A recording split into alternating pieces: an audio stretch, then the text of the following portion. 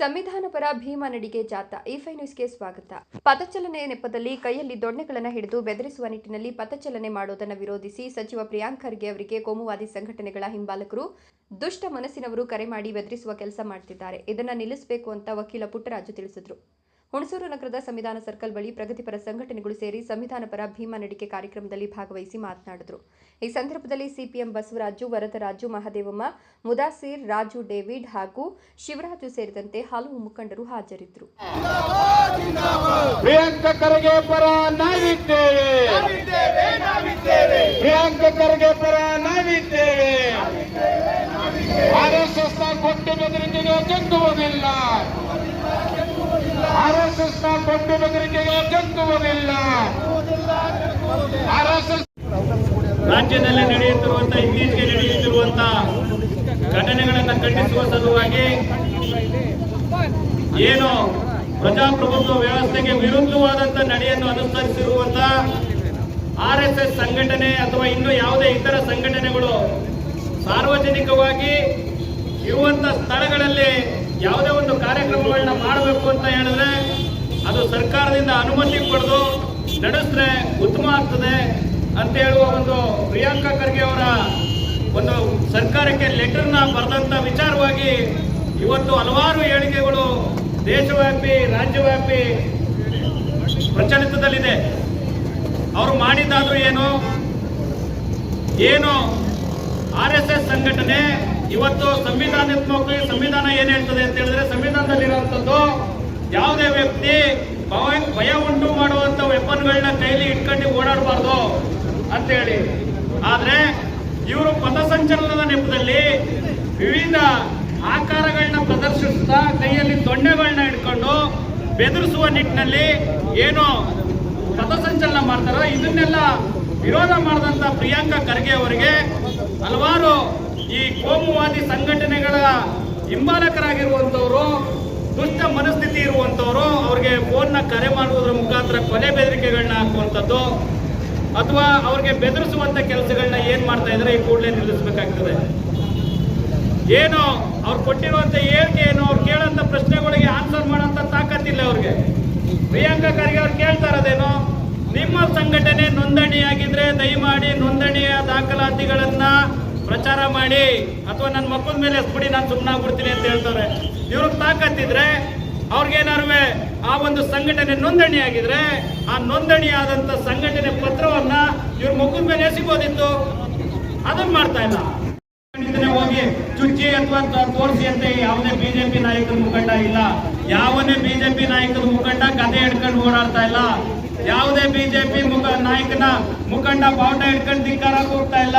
ಇವತ್ತೆಲ್ಲರೂ OBC ಮಕ್ಕಳು, ಹಿಂದುಳಿದ ಅಲ್ಪಸಂಖ್ಯಾತ ದಲಿತ ವಿದ್ಯಾವಂತರಾಗಬೇಕಾದಂತ ಮಕ್ಕಳನ್ನ ಇವತ್ತು ಕರೆಸಿ ಅವ್ರಿಗೆ RSS ಕೋಮುವಾದದ ವಿಷ ಬೀಜವನ್ನ ಅವ್ರಿಗೆ ತಲೆಯಲ್ಲಿ ತುಂಬಿ ಇವತ್ತು ಅವ್ರನ್ನ ತಮಗ್ ಬೇಕಾದ ರೀತಿಯಲ್ಲಿ ನಡೆಸ್ಕೊಳ್ಳುವಂತ ಕೆಲಸವನ್ನ ಏನು ಇವತ್ತು RSS ಕೋಮುವಾದಿ ಶಕ್ತಿಗಳು ಮಾಡ್ತಾ ಇದ್ದಾವೋ ಈ ಒಂದು ಸಂಘಟನೆಗಳಿಗೆ ಏನು ಪ್ರಿಯಾಂಕ ಖರ್ಗೆ ಸಾಹೇಬರು ಹೇಳಿರೋದೇನು, ಆ ಒಂದು ಸಂಘಟನೆಗಳನ್ನ ನಿಷೇಧಿಸಿ ಅಂತ ಎಲ್ಲೂ ಹೇಳಿಲ್ಲ ಅವರು.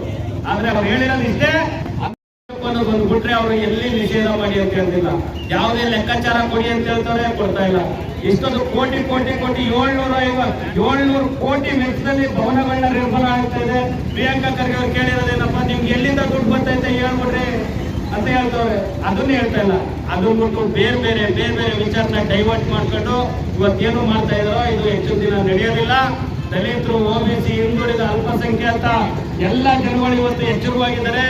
ಇವತ್ತು ಸಾಮಾಜಿಕ ಜಾಲತಾಣ ಬಹಳ ಸುಭದ್ರವಾಗಿ ಬಹಳ ವೇಗವಾಗಿದೆ.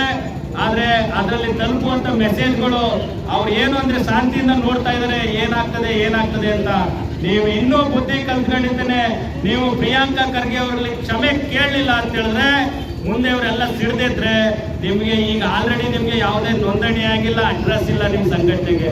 ನೀವು ಅಡ್ರೆಸ್ ಇಲ್ಲದ ಹೊರಟೋಯ್ತೀರಿ. ವಿಚಾರ ತಿಳ್ಕೊಳ್ಳಿ. ನೀವು ಅವ್ರೊಬ್ಬರಿಗೇನೆ ಫೋನ್ ಮಾಡಿ ಹಂಗ್ ಮಾಡ್ತೀವಿ ಹಿಂಗ್ ಮಾಡ್ತೀವಿ ಅಂತ ಅಲ್ಲ, ನಾವುಗಳು ಕರೆ ಮಾಡಕ್ ಶುರು ಆದ್ರೆ ನಿಮ್ಗಳಿಗೆ ನಿಮ್ಮ ಅದೇನೋ ಹೇಳ್ತಾರಲ್ಲ ಏನು ಉಳ್ಕೊಳ್ಳೋದಿಲ್ಲ ನಿಮ್ಗೆ.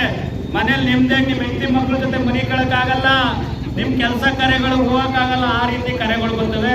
ಅದಕ್ಕೆ ಅವಕಾಶ ಮಾಡ್ಕೋಬೇಡಿ. ಈ ಕೂಡಲೇ ಪ್ರಿಯಾಂಕ ಖರ್ಗೆ ಅವ್ರ ಹತ್ರ ಕ್ಷಮೆ ಕೇಳಿ ಸಂವಿಧಾನವಾಗಿ ಏನಿದೆಯೋ ಅದನ್ನ ನೀವು ಪಾಲಿಸಬೇಕಾಗ್ತದೆ.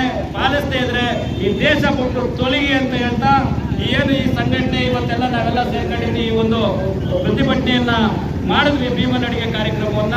ಆ ಒಂದು ಭೀಮನಡಿಗೆ ಕಾರ್ಯಕ್ರಮದಲ್ಲಿ ನನ್ನನ್ನು ಕರೆಸಿ ನನಗೊಂದೆರಡು ಮಾತಾಡಲಿಕ್ಕೆ ಅವಕಾಶ ಕೊಟ್ಟಂತ ನಮ್ಮೆಲ್ಲರಿಗೂ ಒಂದ್ಸಿ ನನ್ನ ಮಾತನ್ನ ಮುಗಿಸ್ತೀನಿ. ಜೈ ಭೀಮ್. ಯಾವುದೇ ಒಂದು ಕಾರ್ಯಕ್ರಮ ನಡೆಸ್ಬೇಕಾದ್ರೆ ನೀವು ಅನುಮತಿ ತಗೊಳ್ಳಿ ಅನ್ನೋದೇ ತಪ್ಪ. ಆದ್ರೆ ಇವರು ಭಾರತದ ಸಂವಿಧಾನದ ಅಡಿಯಲ್ಲಿ ಜೀವನ ಮಾಡ್ತಾ ಇಲ್ವಾ? ಸಂವಿಧಾನ ಭಾರತದಲ್ಲಿರುವಂತ ಎಲ್ಲ ಪ್ರಜೆಗಳಿಗೂ ಒಂದೇ ಸಂವಿಧಾನ ಅಲ್ವಾ? ಈ RSS ಸಂಘಟನೆಗೆ ಮಾತ್ರ ಬೇರೆ ಸಂಘಟನೆ ಇದಾ? ಬೇರೆ ಸಂವಿಧಾನ ಇದೆಯಾ? ಪೂರ್ವ ಕಾಲದಿಂದ ಸ್ವತಂತ್ರ ಹೋರಾಟದಲ್ಲೂ ಸಹ ಯಾವ ರೀತಿಯಾದಂತ ಭಾಗವಹಿಸ್ತಾರೆ, ಯಾರ ರೀತಿ ಕೊಡಿ ಅಂತ ಹೇಳ್ತಾರೆ, ಯಾರು ನಾವಿದ್ದೀವಿ ಅಂತ ಹೇಳ್ತಾ ಇಲ್ಲ. ಬ್ರಿಟಿಷರ ಗುಲಾಮರಾಗಿ ಭಾರತ ದೇಶದ ಏನು ದಲಿತರಿಗೆ, ಹಿಂದುಳಿದ ಅಲ್ಪಸಂಖ್ಯಾತರಿಗೆ ಸಮಾನತೆ ನೀಡೋದಾದ್ರೆ ನಮ್ಗೆ ಒಂದು ಸ್ವತಂತ್ರನೇ ಬೇಡ ಅಂತ ಹೇಳಿ ಲೆಟರ್ ಬರ್ಕೊಂಡು ಹೋಗಿ ಕಾಲಿಡ್ಕೊಂಡಂತ ಸಂಘಟನೆಯ ಮುಖಂಡರುಗಳು ಇವತ್ತು ಪ್ರಜಾಪ್ರಭುತ್ವ ವ್ಯವಸ್ಥೆಯ ಬಗ್ಗೆ ಮಾತಾಡ್ತಾ ಇದ್ದಾರೆ. ಇವತ್ತು ಇದುವರೆಗೂ ಸಹ ಅವರು ರಾಷ್ಟ್ರಗೀತೆಯನ್ನು ಒಪ್ಕೊಂಡಿಲ್ಲ. RSS ಶಾಖೆಗಳಲ್ಲಿ ರಾಷ್ಟ್ರಗೀತೆಗಳನ್ನ ಆಡೋದಿಲ್ಲ. ಅವ್ರದೇ ಬೇರೆ ಆದಂತ ಒಂದು ಗೀತೆಯನ್ನು ಸೃಷ್ಟಿ ಮಾಡ್ಕೊಂಡಿದ್ದಾರೆ. ಅವ್ರದೇ ಆದಂತ ಒಂದು ಧ್ವಜ, ಏನು ಭಗವತ್ ಧ್ವಜ ಅನ್ಕೊಂಡಿದ್ದಾರೆ, ಧ್ವಜನ ಸೃಷ್ಟಿ ಮಾಡ್ಕೊಂಡಿದ್ದಾರೆ. ಭಾರತ ರಾಷ್ಟ್ರ ಧ್ವಜಕ್ಕೆ ಗೌರವ ಇಲ್ಲ, ಭಾರತದ ರಾಷ್ಟ್ರ ಗೀತೆಗೆ ಗೌರವ ಇಲ್ಲ. ಇಂಥ ಸಂಘಟನೆ ನಿಷೇಧಿಸಿ ಅಥವಾ ಅವ್ರಿಗೆ ಅನುಮತಿ ಕೊಡಬಾರದು ಅನ್ನೋದು ತಪ್ಪ. ಯಾಕೆ ಏನು ಪ್ರಗತಿಪರ ಸಂಘಟನೆಗಳು ಮಾತಾಡ್ತಾ ಇಲ್ಲ? ಇವತ್ತು RSS ನ ಪರವಾಗಿ BJP ಮುಖಂಡರುಗಳು ನಿಂತ್ಕೊಂಡು ಮಾತಾಡ್ತಾ ಇದ್ದಾರೆ. ಆದ್ರೆ ಸಂವಿಧಾನ ಪರವಾಗಿ, ಸಂವಿಧಾನದ ಪರವಾಗಿರುವಂತ ಪ್ರಿಯಾಂಕಾ ಖರ್ಗೆ ಅವರ ಹೇಳಿಕೆಯನ್ನು ಬೆಂಬಲಿಸುವಂತ ಹೇಳಿಕೆಗಳನ್ನ ಯಾಕೆ ನೀಡ್ತಾ ಇಲ್ಲ? ನಿಮ್ಗೇನಿಲ್ವಾ? ನೀವು ಸಂವಿಧಾನಕ್ಕೆ ನೀವು ಈಗ ಏನು ಮಾತಾಡಿದ್ರೆ ಬಚಾವ್, ಇಲ್ಲ ಅಂತ ಹೇಳಿದ್ರೆ ಏನು RSS ಅವರು ನಡ್ಕೊತಾ ಇದ್ದಾರೆ ಅದಕ್ಕೆ ನಿಮ್ಮ ಬೆಂಬಲ ಇದೆ ಅಂದ್ಕೊಂಡಿದ್ದೇನೆ ತಿಳ್ಕೋಬೇಕಾಗ್ತದೆ. ಹಂಗಾಗಿ ದಯಮಾಡಿ ಏನು ಓಟು ಪಡೆದು ಪ್ರಜಾಪ್ರಭುತ್ವ ವ್ಯವಸ್ಥೆಗೆ ಗೌರವ ಕೊಡುವಂತ ಎಲ್ಲ ನಾಯಕರುಗಳು ಮಾತಾಡಬೇಕಾಗ್ತದೆ. ಇವತ್ತು ಪ್ರಿಯಾಂಕಾ ಖರ್ಗೆ ಅವರು ಒಬ್ಬರೇ ಅಲ್ಲ, ಪ್ರಿಯಾಂಕಾ ಖರ್ಗೆ ಅವರು ವಿಚಾರನ ಪ್ರಸ್ತಾಪ ಮಾಡಿದ್ದಾರೆ. ಆದ್ರೆ ಅದನ್ನ ಜಾರಿಗೆ ತರುವಂಥದ್ದು, ಅವ್ರಿಗೆ ಬೆನ್ನೆಲುಬಾಗಿ ನಿಂತ್ಕೋಬೇಕಾಗೋದು ನಮ್ಮೆಲ್ಲರ ಆದ್ಯ ಕರ್ತವ್ಯ ಆಗಿದೆ. ಇವತ್ತು ಯಾವುದೇ ಒಂದು ಅವ್ರು ಹೇಳ್ತಾ ಇರೋದು ದಲಿತರು ಮಾತ್ರ RSS ವಿರೋಧಿನ, ಹೌದು, ದಲಿತರು ಮಕ್ಕಳು ಮಾತ್ರ RSS ಅಲ್ಲಿ ಇರೋದು. ಯಾವನೇ BJP ನಾಯಕ ಕೇಂದ್ರದಲ್ಲಿರ್ಬೋದು, ರಾಜ್ಯದಲ್ಲಿರ್ಬೋದು, ಅಧಿಕಾರ ಪಡೆದಂತ BJP ನಾಯಕರು ಮಕ್ಕಳು ಯಾರು ಬೀದಿಲಿ ಸಾರ್ವಜನಿಕ ಸ್ಥಳಗಳಲ್ಲಿ ಯಾವುದೇ ಸಂಘಟನೆ ಆಗಲಿ ನೀವು ಕಾರ್ಯಕ್ರಮ ಮಾಡೋದಾದ್ರೆ ಒಂದು ಪರ್ಮಿಷನ್ ತಗೊಳ್ಳಿ ಅಂತ ಹೇಳ್ತಾರೆ. ಇವರು ಅಷ್ಟಕ್ಕೆ ಇವರಿಂದ ನಾವು ಪರ್ಮಿಷನ್, ಸಂವಿಧಾನದ ಮೇಲೆ ಪ್ರಮಾಣ ವಚನ ಸ್ವೀಕಾರ ಮಾಡೋರು. ಈ ದೇಶದ ಸಂವಿಧಾನವನ್ನು ನಾವು ಗೌರವಿಸತಕ್ಕಂಥ ಜನ ನಾವು. ಸಂವಿಧಾನದ ಮೇಲೆ ಪ್ರಮಾಣ ವಚನ ಮಾಡಿ ನೀವು ಪಾರ್ಲಿಮೆಂಟ್, ವಿಧಾನಸಭೆಯಲ್ಲಿ ಕೂತಿದ್ದೀರಿ. ಸಂವಿಧಾನ ಪರವಾಗಿ ನೀವು ಕಾರ್ಯಕ್ರಮಗಳು ನಡೆಸಿ ಅಂತಂದ್ರೆ ನೀವು ಇವತ್ತು ಪ್ರಿಯಾಂಕಾ ಖರ್ಗೆ ಅವರಿಗೆ ಧಮಕಿ ಹಾಕೋದು, ಇದೇ ನಿಮ್ಮ ಸಂಸ್ಕೃತಿದು. ಅವ್ರನ್ನ ಕೊಲೆ ಮಾಡ್ತೀವಿ ಅಂತ ಹೇಳೋದು, ನಿಮ್ಗೆ ಸರಿಯಾಗಿ ಗುಡಿ ಕಲಿಸ್ತೀವಿ ಅಂತ ಹೇಳೋದು, ಇದೇ ನಿಮ್ಮ ಸಂಸ್ಕೃತಿ ಅಂತ ಹೇಳಿ ಇವತ್ತು ಇಡೀ ಕರ್ನಾಟಕದಲ್ಲಿ ಅವ್ರ ಪರವಾಗಿ ಇವತ್ತು ನಾವೆಲ್ಲ ನಿಂತಿದ್ದೀವಿ. ಇವತ್ತು RSS ಸಂಘಟನೆ ದೇಶ ಭಕ್ತಿ ಅಂತ ಹೇಳ್ಕೊಳ್ತದೆ.